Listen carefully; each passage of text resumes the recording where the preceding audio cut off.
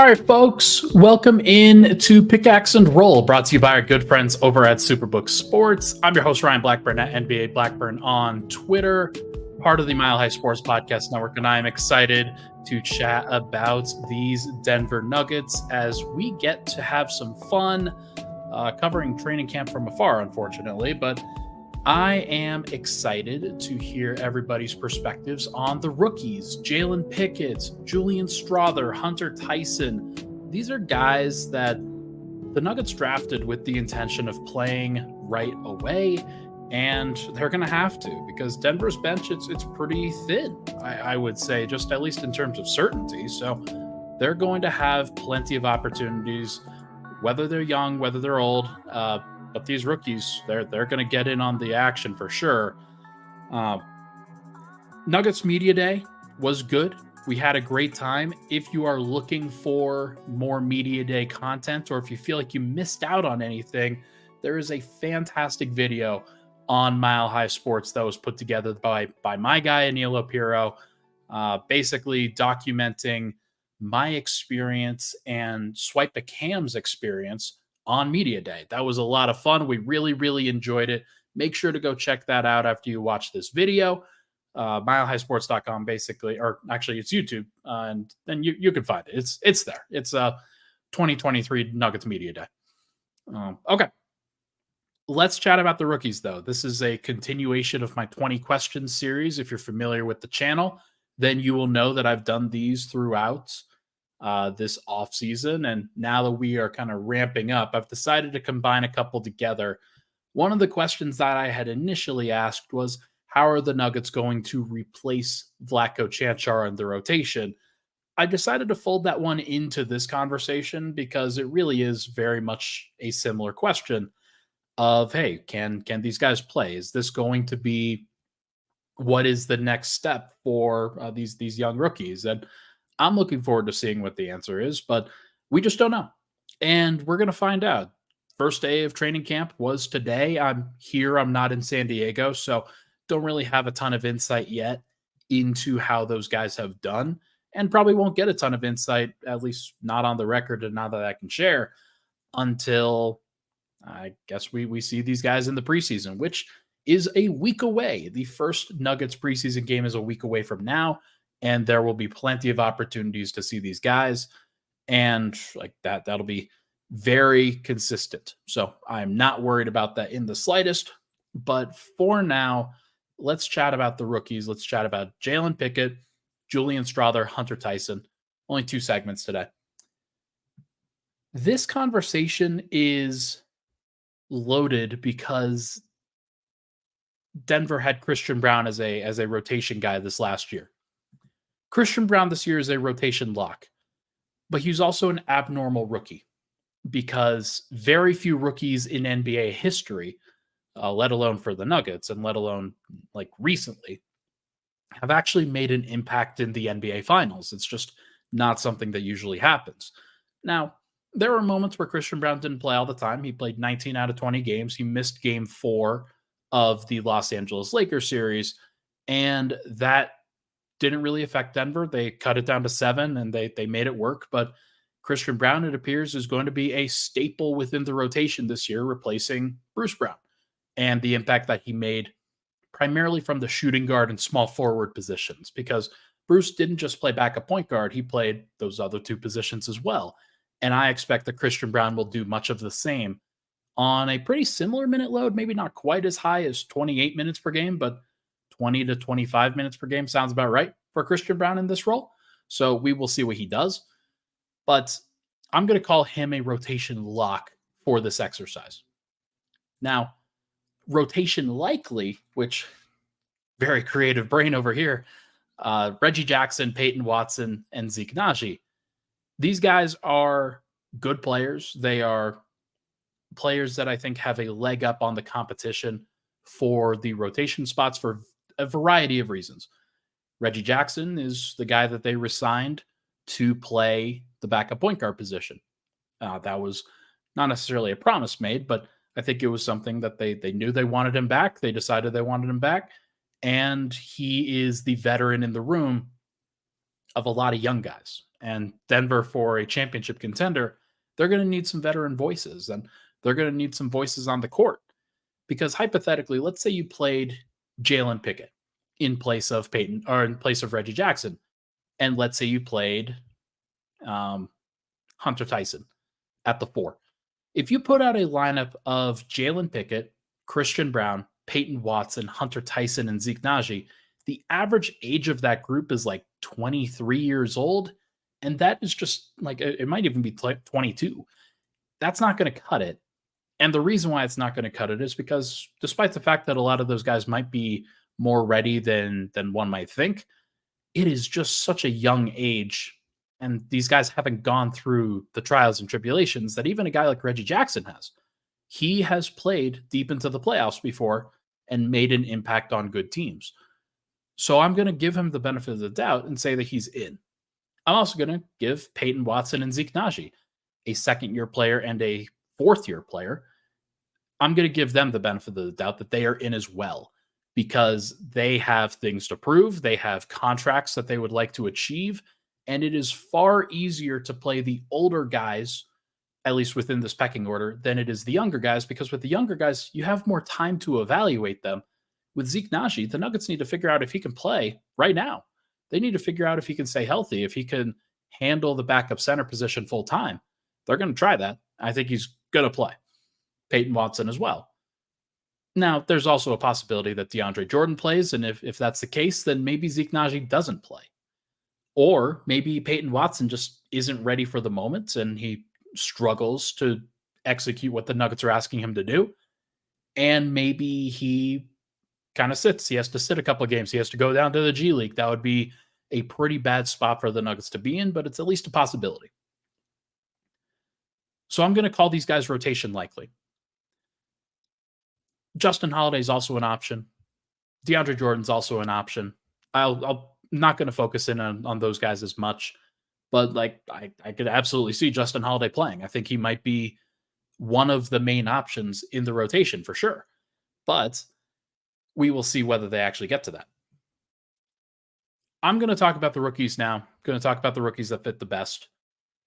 Let's just say that Reggie Jackson, Christian Braun, Peyton Watson, and Zeke Naji are in the rotation. The guys that I talked about, rotation locks, rotation likelies. Who's the best rookie out of the three that I have listed on this side over here? Who's the best guy to fit with that quartet? Braun, Peyton Watson, Zeke Naji. Well, you've got two wings. You've got Christian Braun and Peyton Watson. You've got a guard. You've got a big. Could use a forward. Forward is probably the easiest position to fit in there. And Hunter Tyson, to me, strikes me as the guy that fits the best within that particular grouping. Now, it's not a guarantee that that is going to happen. It's not a guarantee that Denver's going to go with a 10-man rotation. But if they did, then I can absolutely see Hunter Tyson being the guy that fits the best. Going to space the floor, going to grab some rebounds, going to defend power forwards a little bit, means that Peyton Watson doesn't have to. And I can absolutely see a world where if they were to go smaller than that, that Peyton Watson would be overtaxed at the four. That if Christian Braun's sliding to the three instead of playing at the two, then the Nuggets are slightly smaller now. They are not necessarily playing to their strengths with that second unit. Maybe Hunter Tyson helps them play to their strengths a little bit. Maybe he doesn't. We're going to find out. But I think that would be the guy who fits the best. It's not Jalen Pickett, because if you play him and Reggie Jackson next to each other, then that's going to be a little bit too small. Now, Jalen Pickett has a little bit of size and a little bit of mass to be able to defend some twos. But I do think, and I kind of noticed this in Summer League, that if it's a bigger two or if it's any switch at all, he's going to be a little bit overwhelmed, partially because he's still young. Like, I know he's 23 and going on 24, but young within the league. It's going to take him some time to figure some stuff out. So not really the best fit. Julian Strawther is going to be a good fit in most lineups, especially lineups that need a little bit more shooting. He's 6'7", not necessarily the biggest guy. Like, I think he's 195 to 200 or so, as opposed to the 210 to 220 that you're probably hoping for most wings. So he's a little bit slight of frame. But I think you could get away with a Reggie Jackson, Christian Braun, Julian Strawther, Peyton Watson, and Zeke Najee lineup. I think you could get away with that. Is it my preference? No. I think my preference would be Hunter Tyson in that case. But I do think that Julian could definitely play because it's just easy to fit in a wing shooter. Ask KCP or Michael Porter Jr. over the course of this last year. Those guys fit in like a glove into what the Nuggets were doing. I think they would fit in, or at least Julian Strawther would fit in on the bench. The problem is he's probably not ready defensively. And I think that that's going to be a factor in this. Which rookie will be the most ready to play? It's probably Jalen Pickett. Just speaking to him and trying to get to know what his personality is. I was lucky enough, if you've watched the channel already, I was lucky enough to be able to sit down with Jalen Pickett for about a 25-minute interview. It was awesome. And he was very, very good. He was very entertaining and insightful. Um, I think that he's ready to play now. I think that he's ready to contribute. The problem that you're going to run into, of course, is that if you're playing him next to Reggie, like I talked about, then that could be an issue. Now, if you're not playing Reggie, if he sits out or if he's not playing well and he needs a day off, he needs a week off, try to refocus a little bit, maybe Jalen Pickett is a good option there. Maybe he's a guy who could step in. Maybe he's a guy if Jamal Murray sits out a game, then Reggie Jackson starts and Jalen Pickett runs the bench. I think that he is ready to do that. Now, we're going to find out if that's actually the case. And I think that these preseason games and some of the early regular season games will be a strong indication of whether he can actually handle that assignment. But he's going to be ready schematically. His brain is always on overdrive, and I think he's not going to get lost out there. The real question is whether he can hit the shots at the right level, if he can keep up athletically. I think that if he proves that if he can, then he is very ready to go otherwise. Hunter Tyson, pretty ready to go. He already played for 5 years at Clemson, basically 5 different seasons, including the COVID shortened season. So I think that there is a definite argument for him. But if I were to bet on somebody for this particular question, it would be Pickett, just because he has also played for 5 years. And what he looked like most recently at Penn State and in Summer League, I think that's going to translate a little bit sooner than what Hunter Tyson's going to do. However, if they simplify Hunter Tyson's role, if he is basically a stretch four who is just guarding in the pick and roll as kind of the roll man defender on occasion, if he is hanging out as a complementary defender who could rotate over and maybe take a charge or try to block a shot here or there, then he can do those things and he's going to hustle and he's going to play hard. I could absolutely see that for sure. One more thing here before we hit a break. Bench lineups. A lot of these lineups are going to feature Jamal Murray anyway. A lot of these lineups are going to feature Aaron Gordon. Maybe not all of them.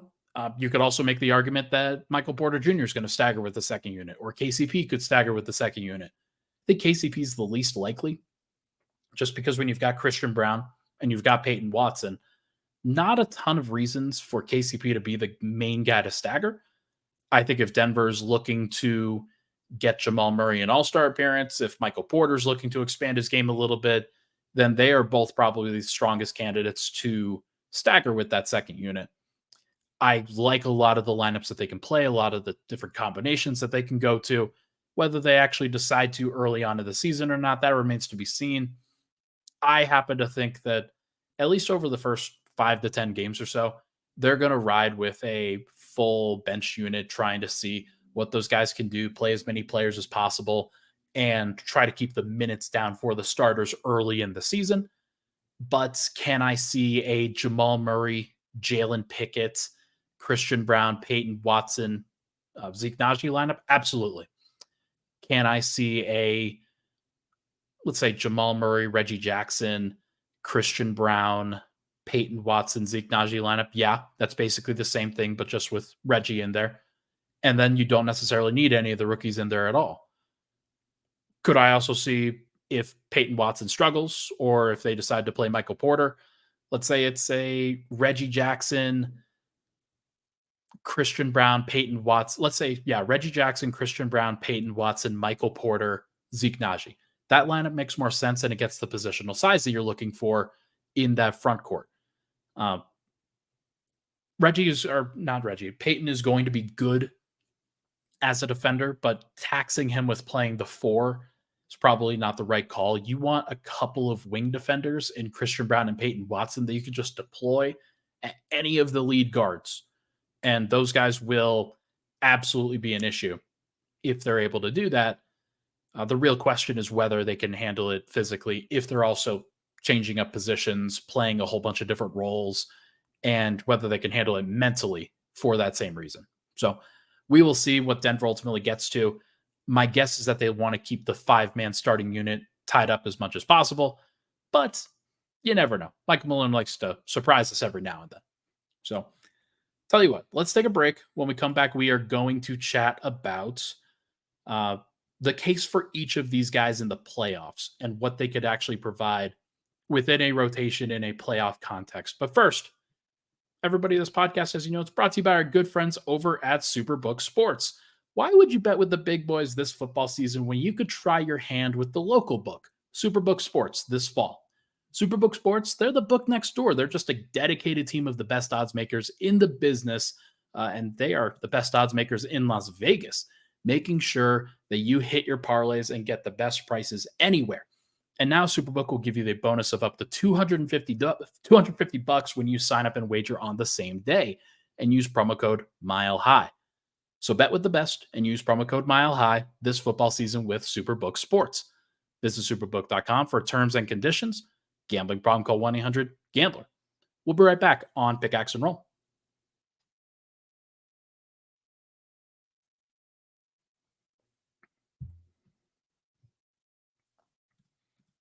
And we're back. Pickaxe and Roll. Ryan Blackburn here. I have not muted my mic this time like I did last night and stayed muted for 3 full minutes as I was chatting about media day and my takeaways. That was an embarrassing moment, but is what it is. We are moving on. We are good. Thank you so much, everybody, for tuning into the show. Let's wrap this up by talking about Jalen Pickett, Julian Strawther, Hunter Tyson in a playoff context. And I'm going to give you the case for each of those guys as to what they can provide in a playoff setting, what they can provide for Denver, and what Denver is looking for. First of all, like we talked about, there are really 6 locks in the rotation. You have the starters. You have Christian Braun. Christian Braun is going to be your wing defender, your secondary ball handler at times, somebody who can step up and hit a big shot if need to, make a hustle play if need to. He's going to screen. He's going to put his body on the line, things like that. And then the starters are the starters. You know about the starters. They're going to be just fine. As long as everybody stays healthy, knock on wood, they're going to be just fine. But adding to Christian Braun and what he does is going to be important for Denver building out different lineups and rotations. Let's make the case for Jalen Pickett and what he provides. So Denver's going to need a second ball handler in the playoffs. I don't think they need 3, and I don't think Christian Braun qualifies. I don't think KCP qualifies. This is a player that when Jamal Murray is off the floor, that you can have run pick and roll or DHOs with Nikola Jokic.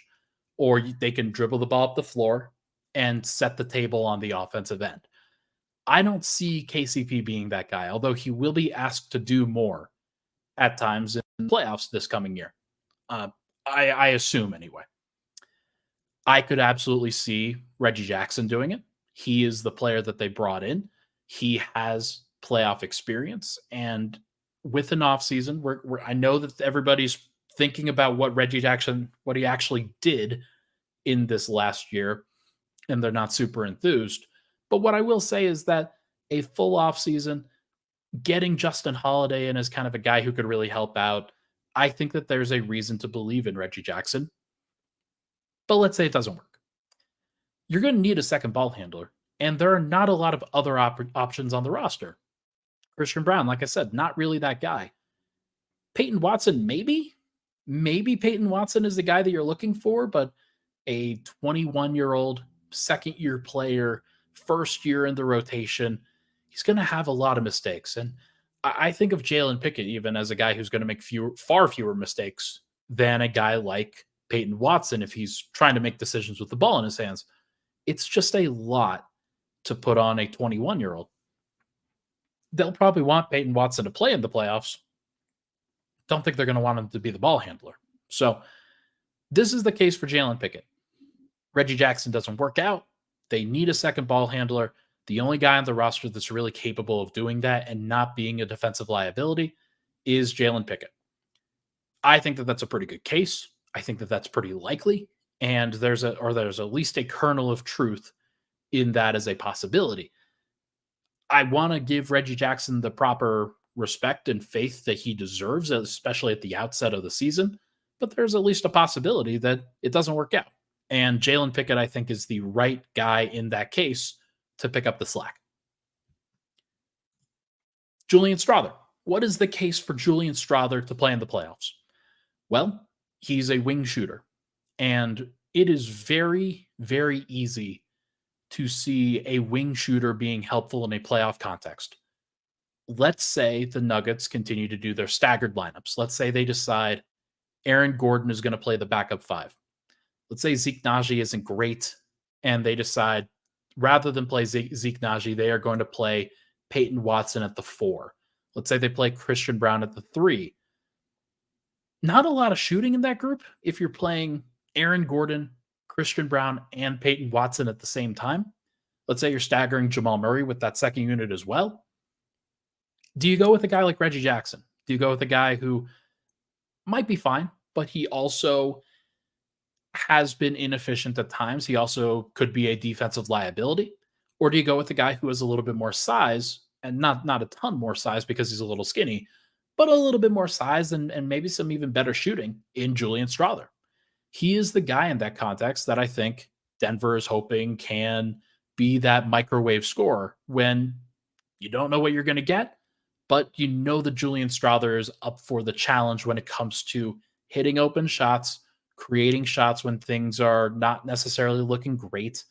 I was listening to the DNVR show at one point, and they were talking about Julian Strawther and the comparisons that he has for his game. And I think Terrence Ross is probably the guy I would settle on. Maybe not early career Terrence Ross, where he was super athletic and not as much of a shooter, but like mid to late career Terrence Ross, where he's turned himself into a microwave scorer as a wing, as a 6'6" slender wing. Julian Strawther kind of reminds me of that. Now, it's not always perfect to play a guy like that in the playoffs because he can be a defensive liability. But sometimes you need that, especially if the scoring is drying up. Now, I don't think Denver's scoring will dry up.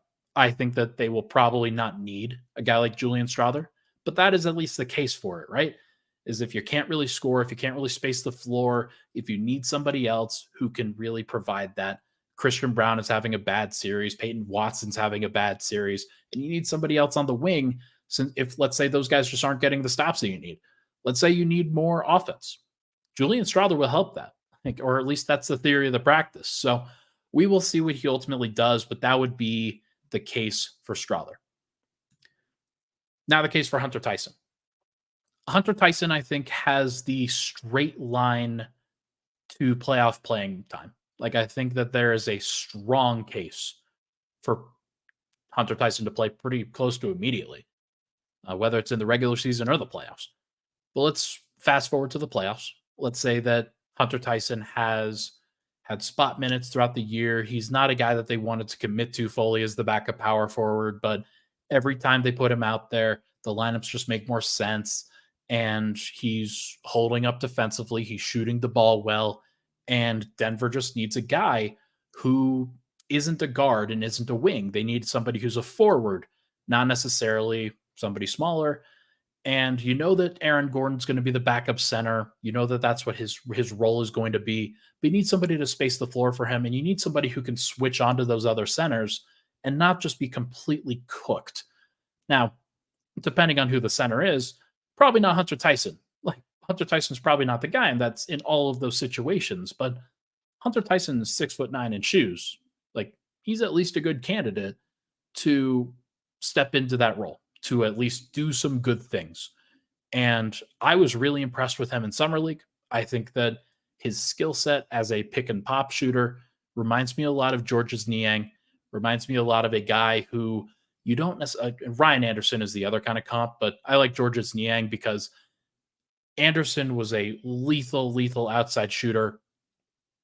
Niang wasn't, and he still isn't, but he is dynamic enough as both a spot up shooter and as a kind of pick and pop kind of guy that you need to guard him, and that it's okay that he's not the perfect defender. It's okay that he's not even a plus defender.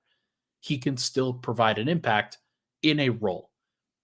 I could see Hunter Tyson coming in for 10 minutes a game in the playoffs and spacing the floor for Jamal Murray, Aaron Gordon pick and rolls. Like, let's say those guys are running those actions more consistently. Let's say it is a your turn, my turn kind of style between Jamal Murray and Reggie Jackson. You need somebody who doesn't need the ball to be effective, who can screen, who can cut, who can be a high IQ guy and do a lot of things on the offensive end to create good offense for everybody else. Hunter Tyson can do that. And I was pleasantly surprised with his defense in the summer league as well. So who knows? Maybe he's the guy. 37th overall pick. Surprised that he was playing as well as he was in summer league, but pleasantly surprised. I think that he could do it again. He'll need some good reps during the regular season to figure it out, but I think the case for him playing in the playoffs is that he is the most direct line to playing time in the regular season with the injury to Vlatko. So you get a guy like him, consistent minutes, consistent opportunities, maybe it just runs with it. Who knows? Like I could absolutely see it. So my prediction for this year with this playoff rotation and whether the rookies are going to play. I think during the 82 games, there will be injuries, there will be absences, there will be rest opportunities, there will be plenty of times where Denver doesn't put out their full complement of players. Whether KCP is sitting for a night, or MPJ is sitting for a night, or Jokic is sitting for a night, or Murray is sitting for a night, or whoever. They could have multiple of those. They could have actual injuries. They could have no injuries, and maybe those guys just play.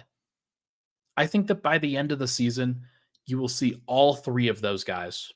Actually, no, two of them. I think you'll see two of them play at least 500 minutes this year. I think that'll be Jalen Pickett. And I think it will be Hunter Tyson. I don't think that Julian Strawther plays more than 500 minutes, partially because of the guys that are in front of him, but also partially because I think he's the least ready, though he has the skill set that could be the most helpful down the line as a floor spacing wing. He's the guy that I think will play the least, but who knows? You just never know with some of these things, and you never know just how good somebody will be and whether the position battle is actually not a position battle that you're thinking of. Like maybe they're thinking that Peyton Watson's just going to play the 4. And if that's the case, then the 3 is open or the 2 is open if Christian Braun's going to play the 3. So we're going to have to find out. We're going to find out for ourselves, but more than likely, Christian Braun will be the guy or one of the main guys on the second unit. I think that Denver adds another veteran. And whether that's Justin Holiday to kind of replace what a guy like Bruce Brown did, whether that is a trade where you actually trade for that big man option that can replace what Jeff Green did, because Vlatko is going to be that guy. I doubt that Zeke is going to be that guy, but who knows? Maybe he is. If they do that, if they were to make some sort of trade like that and actually get an actual small ball backup center that can play the 4, that can play a little bit of 5 during the regular season, then maybe none of these guys actually play in the playoffs. But if I had to bet on it, I think that Hunter and Jalen Pickett will be the guys who are most ready to contribute to that. And we are going to find out very, very shortly whether that even makes sense, because everything is up in the air with this group. Who knows? Maybe DeAndre Jordan's going to be the backup center. I think we'll just have to figure that out and play that on the fly. But I would expect Reggie Jackson, Justin Holiday, Christian Braun, Peyton Watson, Zeke Naji to be the main group out of the gate. And we will find out whether that changes over the course of the season and whether a rookie is added to that mix. because I didn't name Jalen Pickett, Julian Strawther, or Hunter Tyson. And I think that they will play more than I'm saying. So we will see. But for now, everybody, I think that is going to do it for this episode of Pickaxe and Roll. Thank you so much for tuning into the show. I appreciate all the love and support on the podcast. As always, and be awesome if you could drop a like and subscribe to the YouTube channel at Mile High Sports. And again, check out that YouTube video from earlier today, the Mile High Sports blog or vlog for Denver Nuggets Media Day. Was great content. Everybody, thank you so much for tuning in. Hit that like button on the way out. We'll talk to you guys very soon.